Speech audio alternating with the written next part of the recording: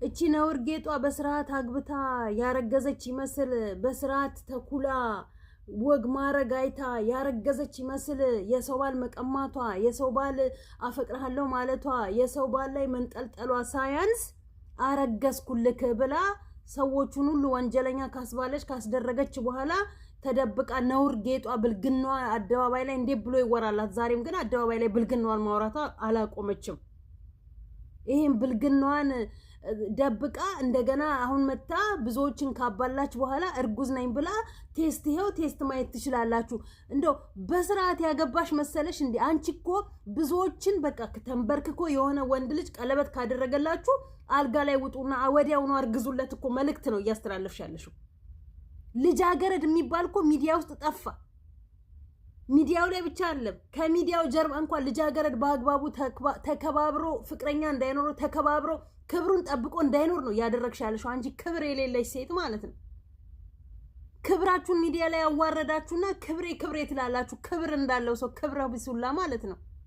ነውር ጌጥሽ ቤተሰብሽን አሰደብሽ። ያንቺ ቤተሰቦች መጀመሪያውንም ከመጀመሪያ አመጣጥሽ ጊዜ ጀምሮ ባለጌ ስለሆንሽ ቤተሰቦችሽ ከመጀመሪያውኑ ጀምሮ በርግማን እየመጡ ነው አንቺንም እሱንም እየረገሟችሁ ማለት ነው። እሱ ግን ወንድምየው እንኳን አንገቱን ደፍቶ ቤተሰቦቼን አሰደብካቸው ተከብረው በተቀመጡበት አለ።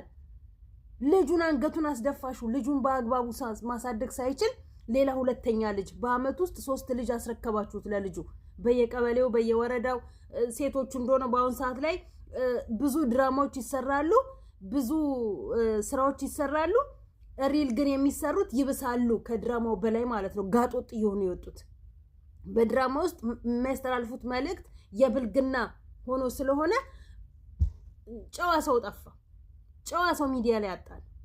በክብር የምታገባ ሴት ክብሯን ጠብቃ ክብሯን አስከብራ የምታገባ ሴት ማን ትሆን? የት ትሆን? እሷ ያለችው አለች። በእርግጥ ጓዳውን እንደነዚህ በልቃጦች አይደሉም፣ ሞልታለች።